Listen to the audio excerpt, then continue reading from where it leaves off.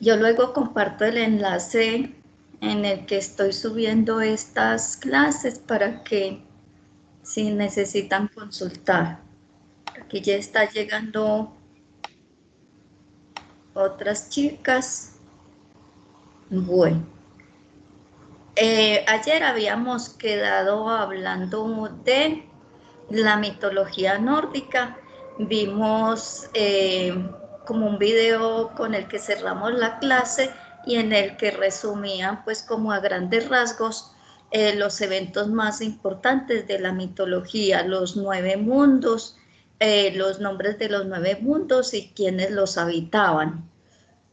Hoy lo que quisiera mostrarles es cómo esa mitología repercute como en otras artes, diferentes a la literatura. Ya sabemos pues que en la literatura ese tema es retomado por escritores como Tolkien y hay muchos más que retoman esas mitologías y cogen un personaje y a través del personaje pues como crean novelas, ¿cierto? Incluso novelas de caballería, novelas modernas.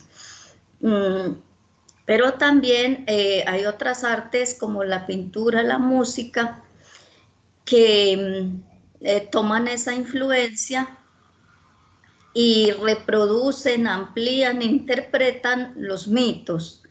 Uno de esos músicos es Richard Wagner, un músico y compositor alemán del siglo XIX. Entonces, quisiera mostrarles, o para que escuchemos, vamos a compartir el sonido.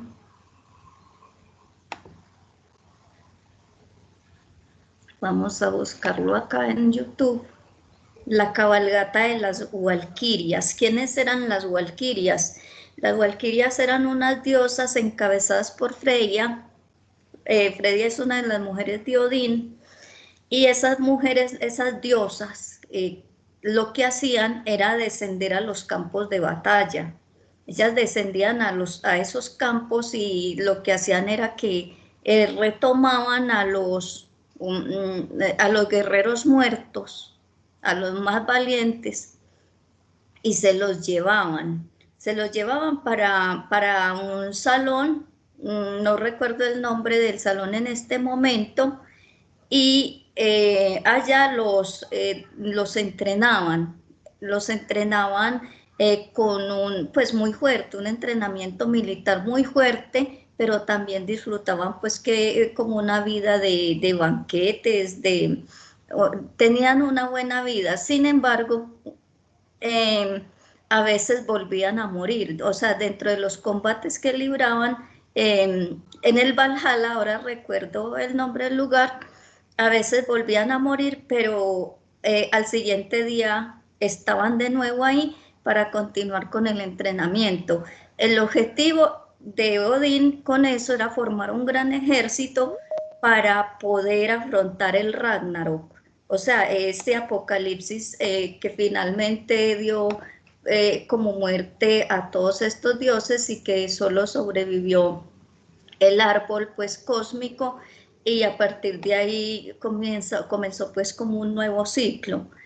Entonces, esta es la interpretación que hace este compositor de esa cabalgata, de cómo es que las valquirias van a los campos de batalla.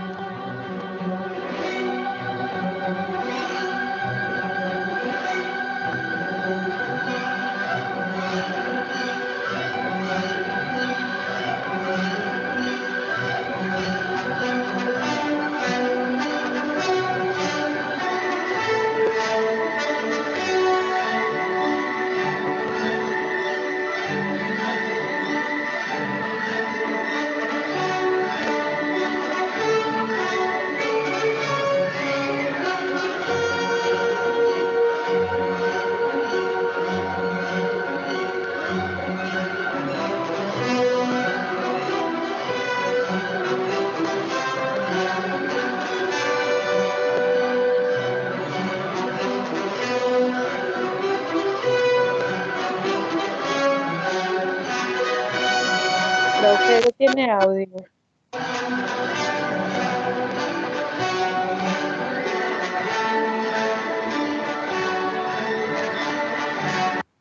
No lo están escuchando,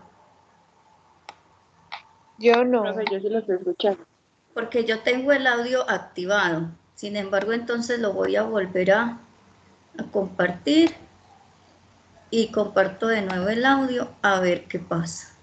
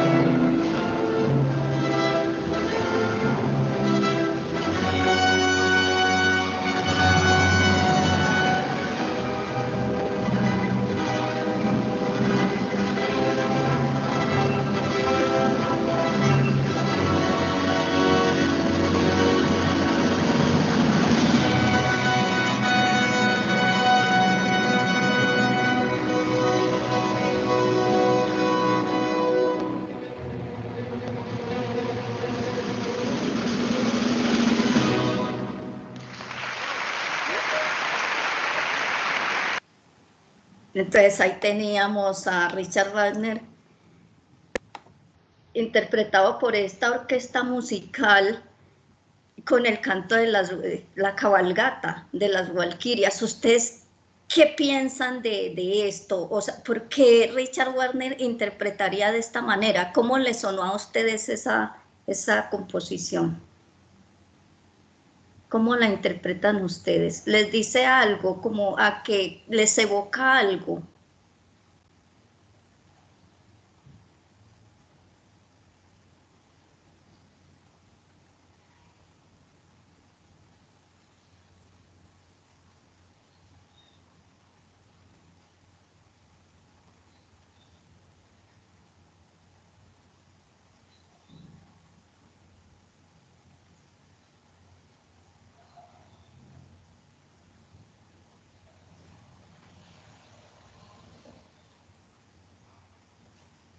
Anteriormente, o sea, en la antigüedad, la música hacía parte de la guerra. O sea, cada ejército llevaba, dentro de sus combatientes, llevaba músicos y la guerra la acompañaban con música, el combate, el enfrentamiento, y mientras más feroz fuera el enfrentamiento, más fuerte tenía que sonar la música. La música tenía que destacarse sobre los otros sonidos del combate porque era una manera de alentar a los combatientes para que tuvieran más valor. Teniendo en cuenta eso, entonces mira cómo Richard Wagner hace lo mismo. Esa es como una marcha, ¿cierto? Como una marcha de guerra, a la que está acompañando, según él, la cabalgata de las Valquirias. Bueno, en vista de que ustedes están tan calladitas, porque están muy calladitas, entonces se pueden dar cuenta que hay mucho que conocer sobre estas mitologías.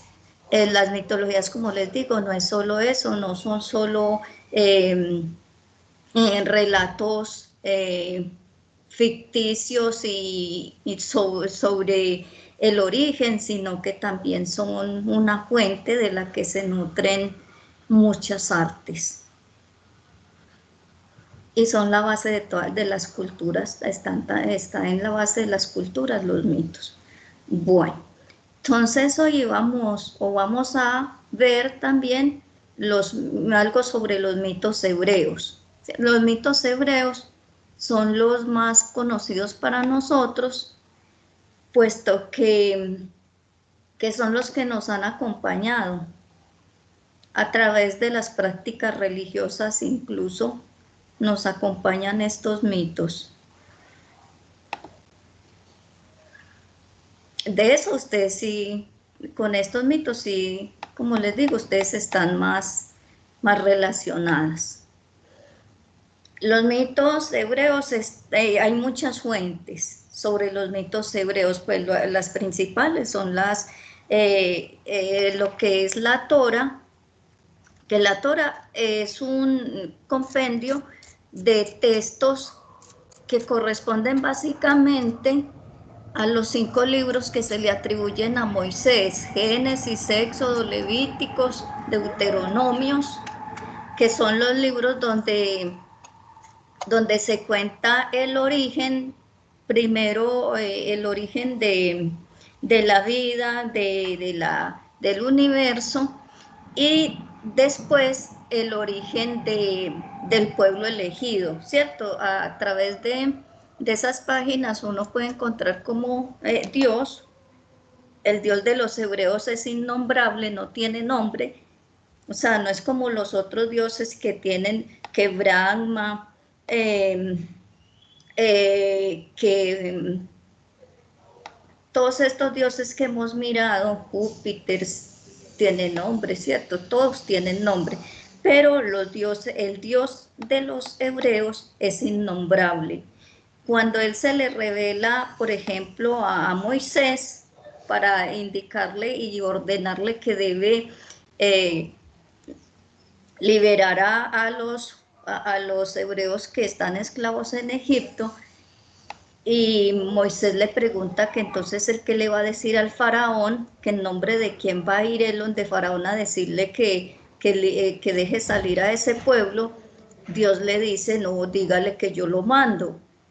¿Y quién es usted? Ah, no, yo soy el que soy. Entonces, pronunciar el nombre de Dios incluso era prohibido, o sea, porque el ser humano es demasiado sucio, demasiado pequeño para pronunciar el nombre de Dios. O sea, por eso lo conocemos con un nombre genérico. Los hebreos antiguos lo conocían, o sea, hay unas letras a las que las llamaban el tetragramatón, o sea, son 4 consonantes. Seguida buscamos a ver si encontramos el alfabeto hebreo. Son 4 consonantes que ustedes saben que para nosotros 4 consonantes juntas no tienen ningún sonido. Y con esas 4 consonantes ellos designaban a Dios, porque el innombrable, ¿cierto? El que no tiene nombre. Entonces la cultura hebrea es una cultura monoteísta, a diferencia de todas las que hemos visto. Entonces ellos tenían un solo Dios, que a veces lo llamaban Yahvé, otras veces lo llamaban Jehová, que son como derivaciones de esas 4 letras iniciales, o sea, del tetragramatón. Pero el nombre de Dios era totalmente desconocido y mágico, o sea, quien lo conociera estaba compartiendo parte de la naturaleza divina, ¿cierto? Entonces era, por eso para los humanos estaba prohibido. Entonces, al igual que en otras mitologías que hemos visto, en el principio no existía sino el caos, y el caos estaba conformado por oscuridad, agua y tierra, todo mezclado.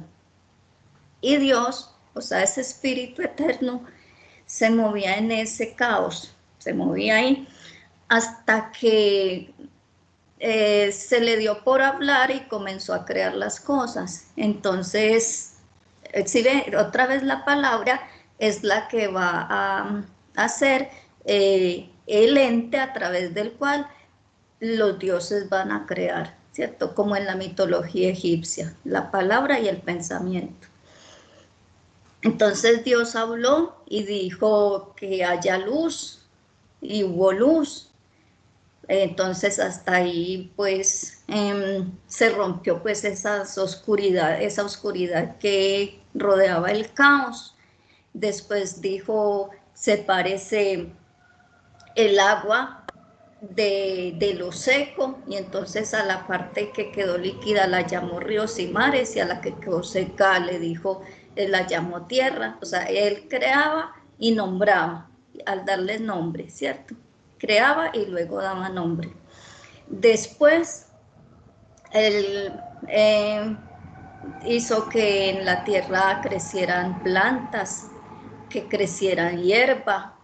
Después creó los animales acuáticos, todo mediante la palabra. Produzca la tierra, existan en el agua, y así fue creando. Se dice que en 7 días, o sea, una semana, se demoró él creando. El 6.º día, entonces, él dijo, ahora hagamos al hombre a nuestra imagen y semejanza, mujer y hombre los hizo, ¿cierto? Entonces ahí hay como una confusión, porque si él dice hagamos al hombre y a nuestra imagen y semejanza, mujer y hombre los hizo, entonces ¿por qué por allá en otros capítulos del Génesis se dice que Adán estaba solo y entonces dijo hagámosle al hombre una compañera, y que lo durmió y le sacó una costilla y de esa costilla hizo a Eva? Entonces de esa confusión, de ese vacío que se generó ahí, es que aparece lo que es el mito de Lilith. Está Lilith. Entonces se dice, ¿dónde está? Este mito no está en la Biblia, pero sí es manejado por mitógrafos que se basan en relatos de otros textos que son fuentes de la mitología hebrea que enseguida vamos a mirar. Entonces, cuando Dios creó del polvo de la tierra, a Adán no, creó también a esta mujer, creó también a Lilith. Pero entonces se dice que esta mujer es una diosa prácticamente. Es una figura del folclore judío de origen mesopotámico, o sea, de esa llanura de por allá de Babilonia, entre que floreció esta cultura al lado del río Tigris. Es la primera esposa de Adán y fue hecha, según unos, fue hecha de polvo, pero no de polvo limpio, como Adán que recogió polvo normal, sino que ella fue hecha de suciedad, o sea, recogió basura y con esa basura hizo a Lilith. Entonces esta mujer, Lilith, que fue creada igual como Adán, a base pues de tierra, esta mujer se rebeló y salió del paraíso porque Dios hizo, cuando creó pues la tierra y todo eso, creó un jardín al que llamó el Edén. Y en ese jardín fue que puso a los primeros humanos, que la Biblia dice que es Adán y Eva, pero que según esta versión fue Adán y Lilith. Y ellos no eran pues inocentes como lo menciona el Génesis, sino que ellos tenían relaciones sexuales como los animales, ¿cierto? Porque todos fueron creados para que se reprodujeran. Entonces esta mujer, cuando Adán la quiso poseer, entonces ella no se dejó. Ella le dijo que por qué la subyugaba, que por qué ella tenía que estar él encima de ella a sabiendas que eran iguales. O sea, ¿por qué me tratas así si todos hemos sido hechos con polvo, si somos iguales? Y entonces Adán no la escuchó y ella pronunció el nombre mágico de Dios. Ella conocía ese nombre secreto de Dios, lo pronunció y ahí fue donde obtuvo las alas y escapó, se salió del paraíso. Se dice que fue y se escondió por allá, cerca del Mar Rojo. Y allá entonces, donde estuvo pues, donde ella se instaló, allí se unió con Samael. Samael es el rey de los demonios y llegó a ser pues la amante de Samael. Y se convirtió, ella, Lilith, se convirtió en un demonio que rapta a los niños en sus cunas por la noche y se une a los hombres como un súcubo. Un súcubo es un demonio engendrando hijos. Esos hijos son pequeños demonios. Y fuera de ella engendrar hijos con esos demonios, ella también recibe todo el semen que los hombres derraman involuntariamente cuando están durmiendo. O sea, las poluciones nocturnas que llamamos son aprovechadas por Lilith para crear nuevos demonios. Entonces Lilith se mantiene siempre embarazada. Ella siempre está embarazada y lo que tiene son demonios. También ella aprovecha el semen, o sea, todo el semen que no cae, que en su destino eh, específico, que es la vagina de la mujer, ese semen lo aprovecha el que cae en las sábanas, todo eso lo aprovecha Lilith para procrear sus demonios. Entonces, ¿cuál es el origen?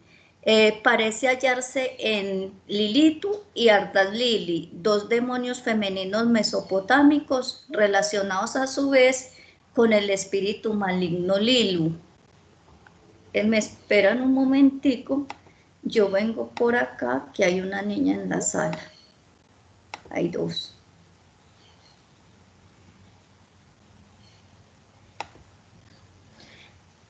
En los nombres de esta familia de demonios aparece la palabra Lil, que significa viento, aire o espíritu. Los judíos exiliados en Babilonia llevaron a su tierra de origen la creencia en esta criatura. O sea, es un mito que fue, que no es propiamente judío, sino que ellos lo llevaron desde Babilonia, cuyo nombre, adoptado a la fonética del hebreo, como este es parte de letras hebreas, un alfabeto muy distinto al nuestro, se puso en relación con la palabra parónima hebrea, estos signos, Laila, que significa noche.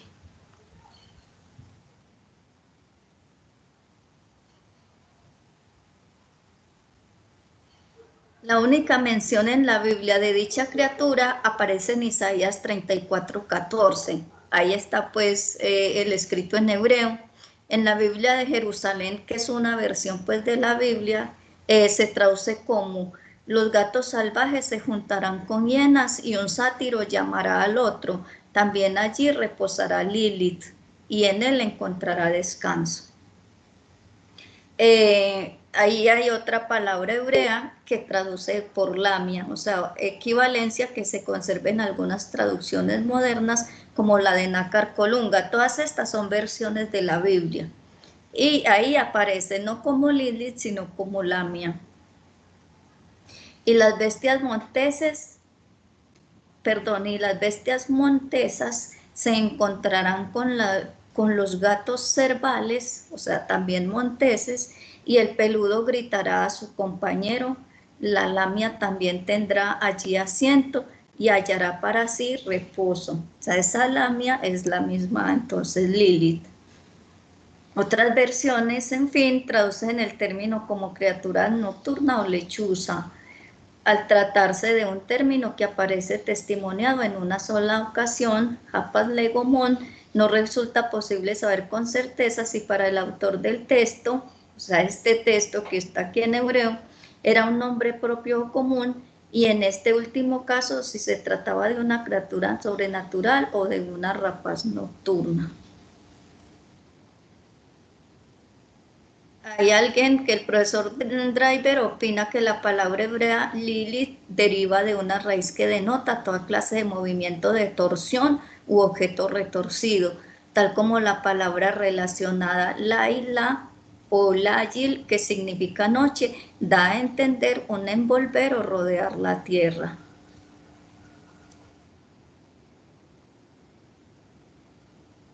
Entonces Eva, según esta versión, Eva está engañada por Lilith. Es Lilith la que asume la forma de la serpiente para engañar a Eva.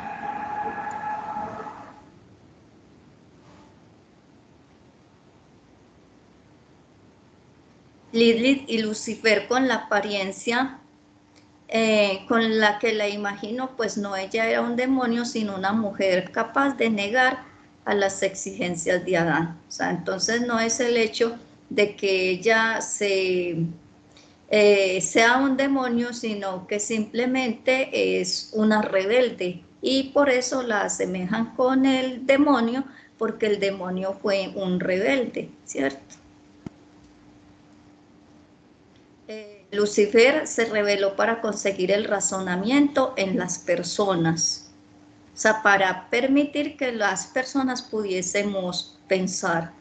La fruta prohibida no era más que esa capacidad de razonar que Dios nunca quiso otorgarnos. El pecado original, desobediencia, provocando el fin de la sumisión de Dios.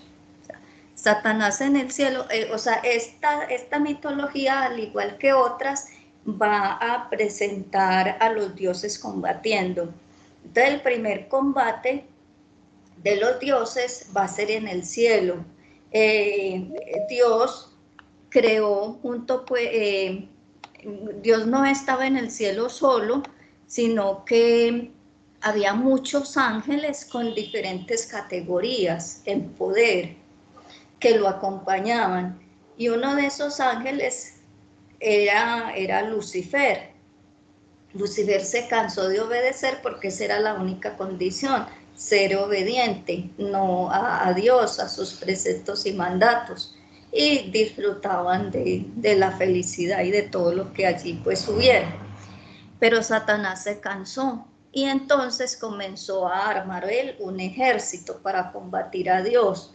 Muchos ángeles se le unieron para, para esa batalla.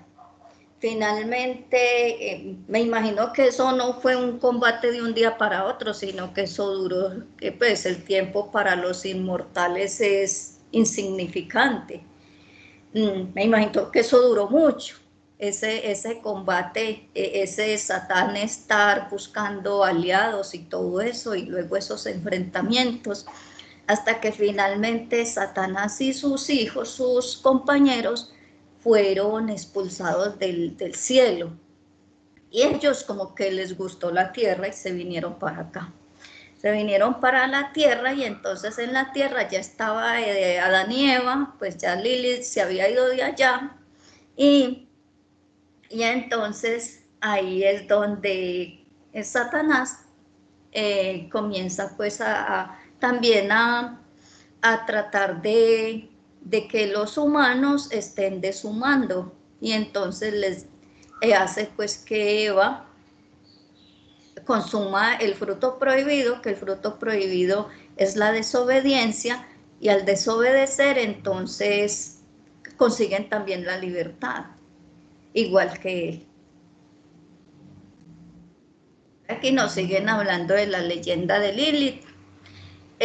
Hay otras versiones. Dice: el origen de la leyenda que presenta a Lilith como primera mujer se encuentra en una interpretación rabínica de Génesis. Rabínica viene de los rabinos. Un rabino era un experto en esos textos sagrados. Entonces en Génesis 1:27 dice: antes de explicar que Yahvé dio a Adán una esposa llamada Eva, formada a partir de su costilla, en Génesis 2:4-25, el texto dice: creó pues Dios al hombre a su imagen, a imagen de Dios los creó, varón y mujer los creó, ¿cierto? Entonces a partir de ahí, como les mencioné anteriormente, es que se genera ese vacío, que si Dios creó a Adán y Eva juntos, entonces ¿por qué más adelante se dice que Adán estaba solo? Entonces ahí es donde llenan ese vacío con Lilith.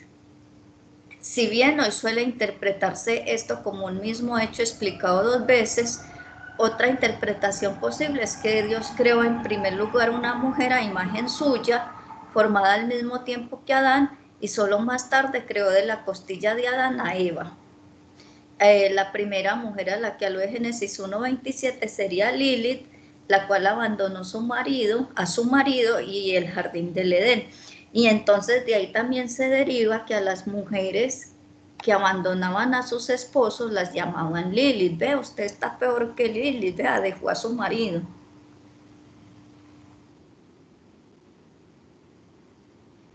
La leyenda está vinculada a una tradición mágico-religiosa judía. La costumbre de poner un amuleto alrededor del cuello de los niños recién nacidos con el nombre de 3 ángeles. Eso lo hacían con el fin de que Lilith no se lo robara, porque cuando Lilith abandonó a Adán y se fue a vivir junto al Mar Rojo, Adán puso la queja, pues le dijo a Dios: vea, se fue, me abandonó, y entonces Dios mandó a 3 ángeles para que convencieran a Lilith de regresar con Adán, y ella no quiso. Entonces ahí fue donde Dios la condenó a que todos los días le mataba 100 hijos, o sea, 100 demonios de los que ella tuviera, morían diariamente. Entonces ella también dijo que todos los niños menores de 8 días y las niñas menores de 20 días iban a ser para ella, y entonces ella la raptaba, los raptaba. Y entonces ahí es donde aparece esta costumbre de ponerles el amuleto a los niños para que Lilith no se lo robe.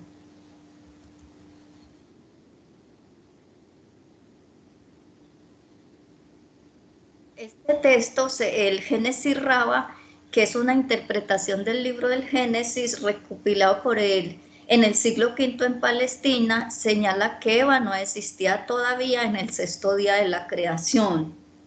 O sea, Dios creó en 6 días y el séptimo Él reposó. Pero en esos 6 días de creación no había creado a Eva todavía. Entonces Yahvé había dispuesto que Adán diese nombre a todas las bestias, aves y otros seres vivientes. Cuando desfilaron ante él en parejas, macho y hembra, Adán, que ya era un hombre de 20 años, hasta le ponen edad, sintió celos de su amor y aunque copuló con cada hembra por turnos, no encontró satisfacción en el acto. Por ello exclamó: todas las criaturas tienen la pareja apropiada menos yo. Y rogó al Dios que remediara esa injusticia. Eso lo dice en el Génesis Rabá, que es una interpretación del Génesis.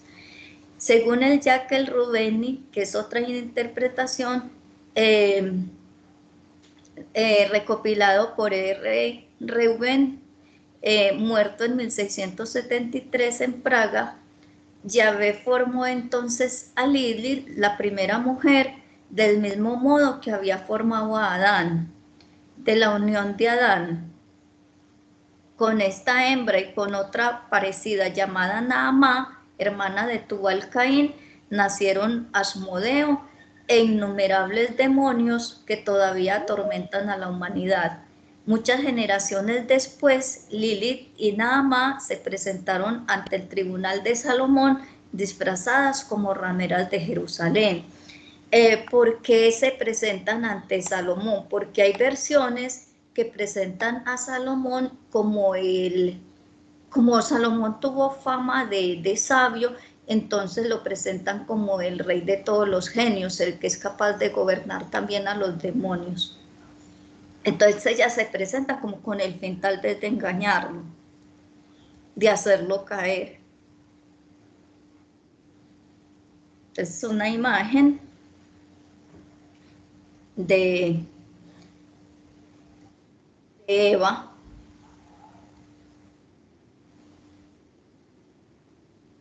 Adán y Lilith nunca hallaron armonía juntos. Esto ya se los comenté, pues cuando él deseaba tener relaciones sexuales con ella, Lilith se sentía ofendida por la postura acostada que él le exigía. Entonces ahí era donde ella exclamaba: ¿por qué he de acostarme debajo de ti? Yo también fui hecha con polvo y por lo tanto soy tú igual.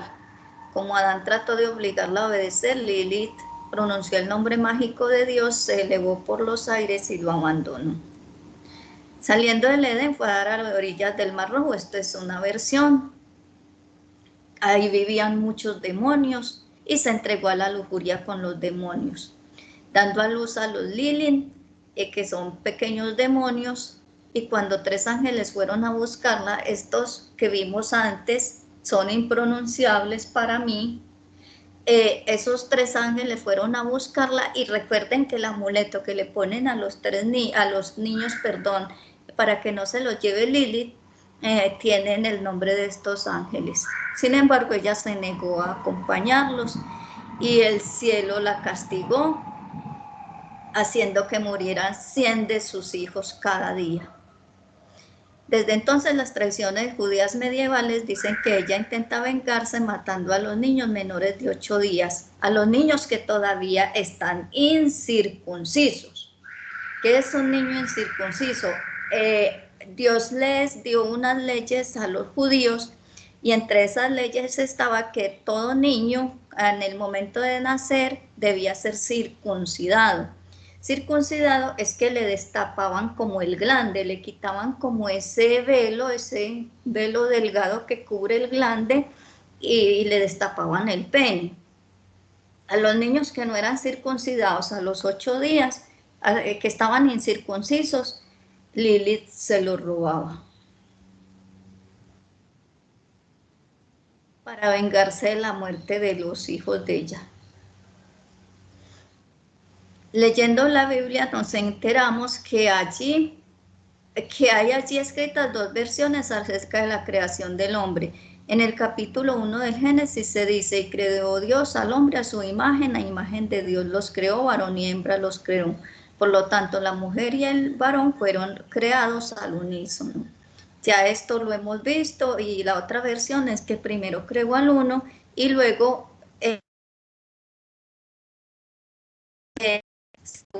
tener una pareja adecuada, le pidió a Dios que le diera una compañera, y entonces Dios le sacó a Eva de una costilla para que esa sí fuera sumisa, ¿cierto? Para que esa sí dependiera de él. Los cabalistas intentaron, ¿quiénes son los cabalistas? Son personas que tratan, o sea, este alfabeto judío le atribuyen valor numérico. Entonces, una manera de interpretar esos textos es interpretándolo a través del valor de los números. Si la A es 1, si la B es 2, entonces ahí hacen un montón de cosas y juegan con números y letras. Estos son los cabalistas. Los cabalistas intentaron muchas interpretaciones para explicar la contradicción entre las dos versiones. Una sugiere que Adán fue creado inicialmente como un andrógino que poseía un cuerpo femenino y uno masculino unidos por la espalda. O sea, era como un hermafrodito Adán. Luego Dios lo dividió, o sea, lo partió. Otra interpretación aparece en el alfabeto de Ben Sirá, que es otro Midras del siglo X. Basándose en dicho texto, el mitólogo Robert Graves, recordemos que este Robert Graves también hace interpretación de los mitos griegos, relata que la primera mujer de Adán no fue Eva, sino Lilith. O sea, él también está de acuerdo con esa versión. Dios creó a Lilith, la primera mujer, como había creado a Adán, salvo que utilizó inmundicia y sedimento en lugar de polvo puro, ¿cierto? Entonces, desde ahí comenzó a dañarle la vida a la mujer. Sin embargo, tomando otra fuente, recordemos que estos mitos son construcciones humanas, o sea, son escritos creados por las culturas humanas, y lo que tratan de justificar son sus actuaciones, son su manera de ser y de vivir. Entonces ellos querían justificar el hecho de que la mujer fuera dependiente del hombre, querían defender el patriarcado. Entonces, por eso todas estas versiones apuntan a que la mujer es inferior, a que el hombre es primero, a que el hombre es el que manda, ¿cierto? Sin embargo, tomando otra fuerte, el Yalke Reueni Graves, o sea, el mismo mitógrafo, nos aporta otro relato en el que la información choca con la anterior. Adán y Lilith nunca encontraron la paz juntos, pues cuando él quería acostarse con ella, Lilith se negaba, considerando que la postura recostada, esta es la misma versión que ya hemos visto. Cansada de que Dios no atendiera sus reivindicaciones, decidió abandonar el paraíso, Lilith, antes que someterse y renunciar a sí misma. Ahí fue donde invoca el nombre de Dios y adquiere los poderes.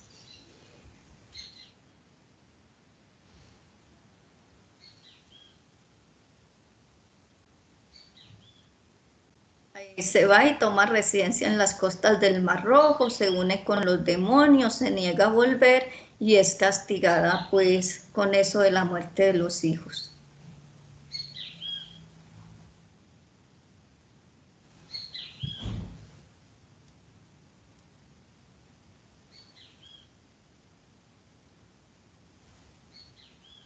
En la Biblia nombra a Lilith, ya sabemos que está en Isaías 34:14, en Génesis en el capítulo 2, los versículos del 4 al 25.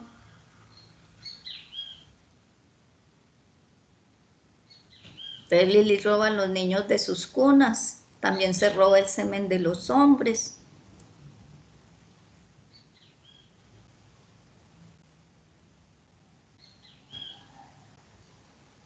El novelista italiano de origen judío Primo Levi pone en boca de uno de sus personajes esta visión de Lilith. A ella le gusta mucho el semen del hombre y anda siempre al acecho de ver a dónde ha podido caer. Todo el semen que no acaba en el único lugar consentido, es decir, dentro de la matriz de la esposa, es suyo. Todo el semen que ha desperdiciado el hombre a lo largo de su vida, ya sea en sueños o por vicio y adulterio. te harás una idea de lo mucho que recibe, por eso está siempre preñada y no hace más que parir. Entonces, esa figura de Lilith, de mujer rebelde, es la que la ha llegado a convertirla en símbolo del feminismo radical, ¿cierto? La consideran su símbolo por haber sido la primera en rebelarse del dominio masculino, de luchar contra el patriarcado. Otros creen que es la primera vampiresa porque está relacionada con la noche, ¿cierto?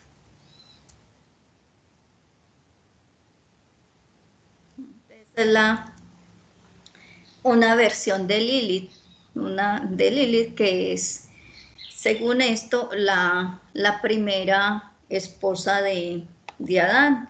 Y es otra visión de los mitos hebreos, ¿cierto? Los mitos hebreos, al igual que los que hemos visto, también tuvieron héroes y heroínas, por ejemplo, Sansón, que era un hombre con una fuerza extraordinaria, pero que no se podía cortar el pelo, porque si se lo cortaba, sus poderes desaparecían, ¿cierto? Ahí también ya encontramos el valor de ciertos símbolos, que significa el significado, por ejemplo, del cabello. También tenemos estos otros símbolos, Satán, símbolo de rebeldía, de desobediencia, fue retomado en el siglo XIX por los poetas franceses simbolistas, que lo constituyeron en símbolo de su rebeldía y también de su dolor. Entonces, ahí vemos que hay mucho que leer y que analizar sobre todas estas culturas. Bueno, entonces, como les dije anteriormente, esto es un abrebocas, no estamos profundizando, estamos pasando rápidamente por las creencias de estas culturas. Ya está en ustedes profundizar. Entonces ya tenemos como tarea es realizar el cuadrito comparativo, traten de identificar algunas semejanzas, algunas diferencias, mirar cositas allí, a ver qué encontramos. En Mil Aulas hay material, también busquen material en YouTube y en Google y ahí complementan la información. Niñas, muchas gracias y feliz día. Hasta luego, Chao, profe. profe. Hasta luego. Chao, profe, feliz día.